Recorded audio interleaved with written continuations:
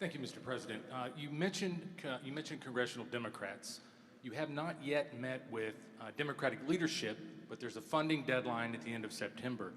Do you plan to meet with Leader Schumer and Leader Jeffries to discuss that situation? Well, I will, I guess, but it's almost a waste of time to meet because they never approve anything. If we want money to fight crime, if we want money to do only good things, just good things. Let's not even talk about controversial. They don't want to meet about anything. They really are. They're stuck. They don't know what to do. They have probably more, I would say more than half are sane, but they are led by insane people. And the kind of things that they're pushing are not something. We have a communist running for the mayor of New York, and I wish him well. I may have to deal with him. I mean, it's not even conceivable. It's not even conceivable that could happen. And maybe he won't win, but he won the primaries by quite a bit. You know, shockingly, he won the primaries. So, and you see some of the people supporting him that truly don't believe what he's espousing. So, I mean, we will meet, but nothing's going to come out of the meeting. But here's the advantage we have is that we just passed a great, big, beautiful bill that had all the biggest tax cuts in history. No tax on tips, no tax on Social Security. Think of it. Think of that for the seniors. No tax on overtime. And all sorts of things. You go out, buy a car, you can deduct the interest payment. If you borrow money, you can deduct the interest payment from your taxes.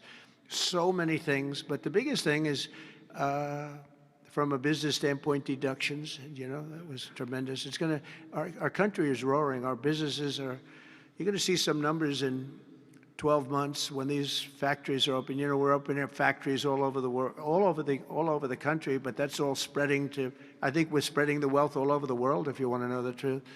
But we're opening them in this country at a level that we've never seen before. We've never seen. So they just don't want to prove anything. They just, we meet with them and they say, as Nancy Reagan said, just say no. They go, oh, just say no. They're afraid to approve anything. If we say, we want to stop crime in this country, or as an example, bail, we want to make it so that people, if they murder somebody, they're in jail. They don't get out on no bail. They say, we don't want that. We want people to murder somebody and they immediately are released and they go out and murder somebody else. It's a big problem, a tremendous problem. By the way, we're going to go for statutes in D.C. and then ultimately for the rest of the country where that's not going to be allowed. Because it was when they did the cashless bail thing that the numbers really started going up.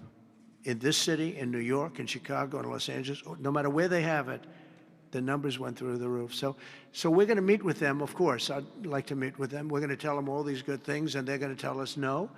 And then we're going to go out and we're going to vote it in by the Republicans, because I don't believe that anybody is capable of making a deal with these people. They have gone crazy.